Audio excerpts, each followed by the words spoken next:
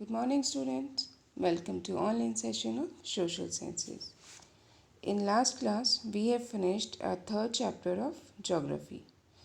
And after giving explanation, I have given one PDF that is containing question answers of that chapter. Dear students, as you are getting that PDF of question answers, please start writing that question answers in your fair copy. Today I am going to start new chapter of civics. This is second chapter and name of chapter is Institutional Representation of Democracy. Now first we will understand the meaning of two words here, institutional representation. Institutional means an important organization or public body. Representation means statements made to an authority. So, the total meaning of the topic is statements made to an authority of an important organization or public body of democracy. Dear students, in second chapter of history, that is kings and their kingdoms, we have studied that time in that early times, kings were the only head of the government, and they were selected by the people or the community of that particular area. Then they were becoming king, and that kingship was hereditary, means after that particular king, their successor were becoming king. So in continuing with that, we are here civics chapter. As here it is saying, in days gone by, a king was usually a head of the government. As I have explained earlier, that king, they were considered as the head of the government, and they was the leader of the people, and they were having all powerful. They were very powerful, and each and every kind of work they were able to do. Now, there was a common tendency to promote the king as God's representative on earth. That is the concept of the divine right of kings. Means at that time that was a common tendency among the people there, that king is a God representative on earth. Why? Because each and every right was given to king only, and he was considered as very powerful on earth. Here one concept is given, the divine right of king. It means it was a political and religious doctrine. It means that a monarch was given the right to rule by God only. His authority could not be questioned because he ruled in God's name. So this kind of tendency was there at that time. Now it was considered as treason. It means the crime of betraying your country. If somebody wants to ask any doubt or any question regarding the king's decision, that was considered as treason. So there is no way or no chance or no challenge anybody can do to the rule of king. Thus, a king could either be trained. Trained means a oppressive ruler, or a servant of the people. It was his choice. Means, as we have studied in previous chapter, that as people are of different kinds, their nature are different. In same manner, there were different kinds of king. Some were very harsh to the people, and some were very sweet and soft for their people. So here it was depending upon the king, how he want to be among the people. So here two kinds of people are given, two kinds of kings are given. First is trained, it means very oppressive ruler, and second is servant of the people, means whatever that people want to do, what want to be done, that king was doing, and he was very humble. So this was the choice of king only. Then The people's welfare and happiness depended upon the character and the role of the king. As that character was good, that was reflecting in the people of that particular kingdom. If that king was tyrant, if king was rude, so that it will affect on the people. But as we have seen in the last chapter, when a king went too far, when a trample means that is a damage, you can say. So he trampled damage on people's basic right and crushed their freedoms. He often pay a heavy price for this, for his autocratic means autocracy is a ruler who has total powers. So with the help of first the previous chapter we can understand it very nicely. Here it is said that when king they are becoming very cruel, they are damaging the basic rights of the people, and they are crushing freedoms means they are not allowing people to do any work on the basis of their will.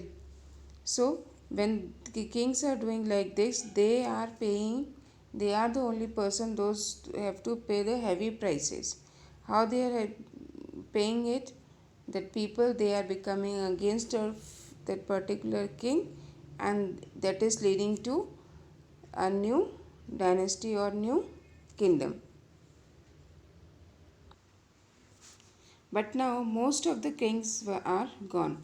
As we have studied that there were many different kings were there, but now in present scenario there are no that much kings. The representative of the people become the new kings. Now in present day, the person whom that citizens or the people they are selecting him as representative, they are considered as the king, new king. The 16th president of USA is United States of America, Abraham Lincoln, in his famous Gettysburg address on 11th November 1863, indirectly defined democracy as government of the people, by the people, for the people.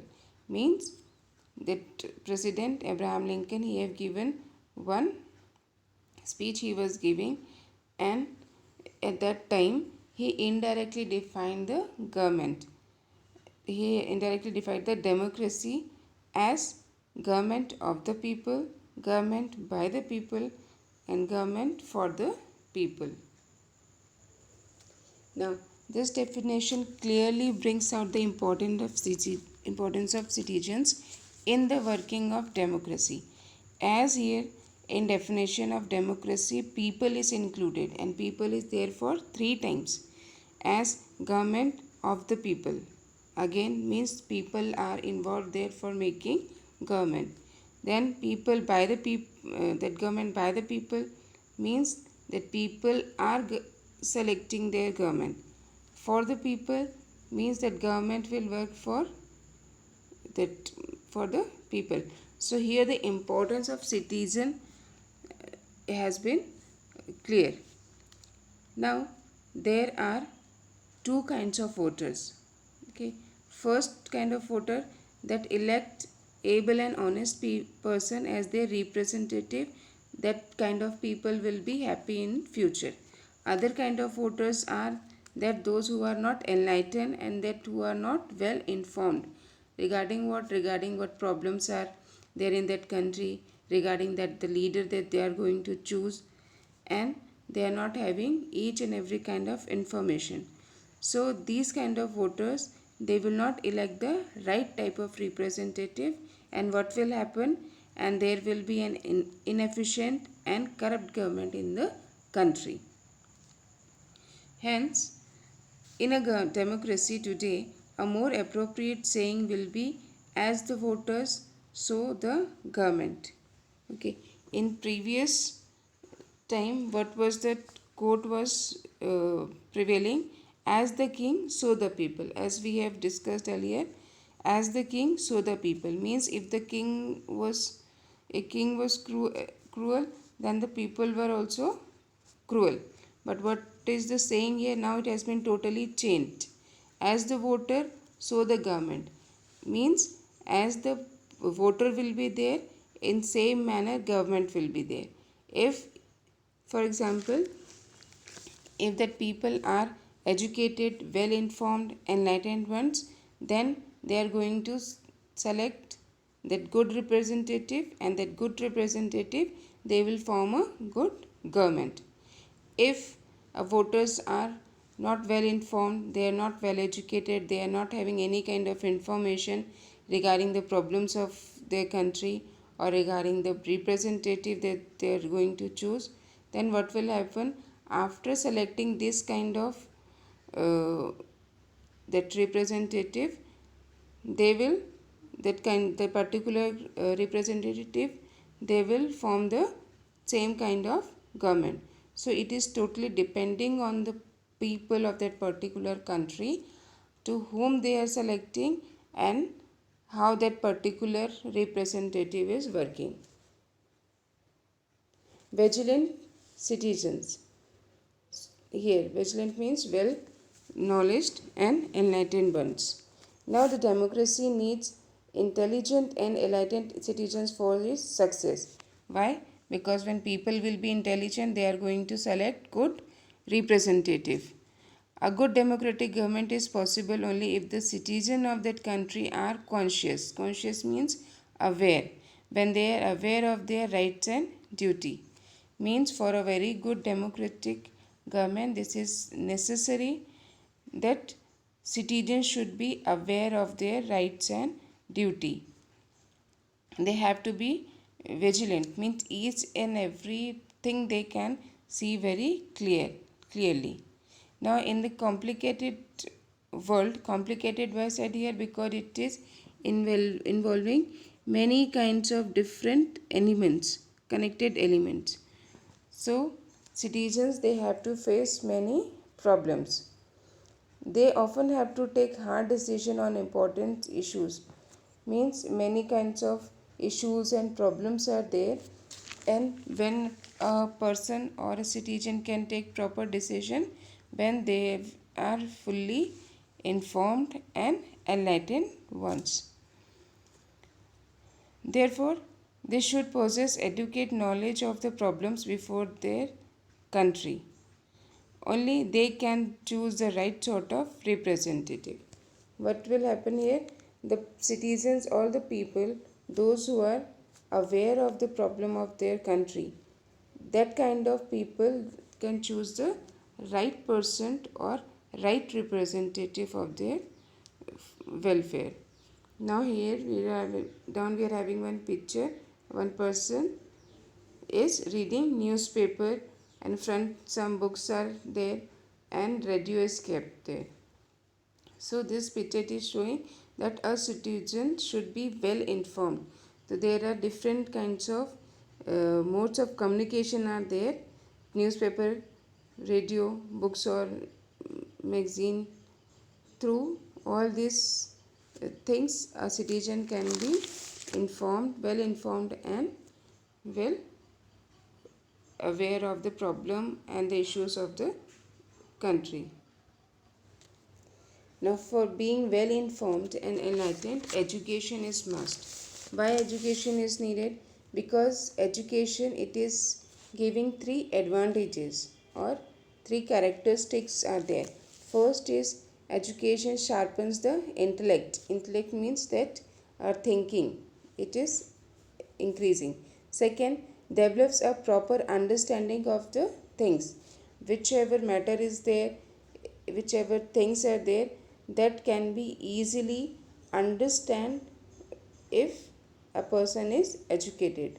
Third is makes them vigilant, makes them enlightened, makes them to see the things very clearly. The citizen should increase their knowledge through education.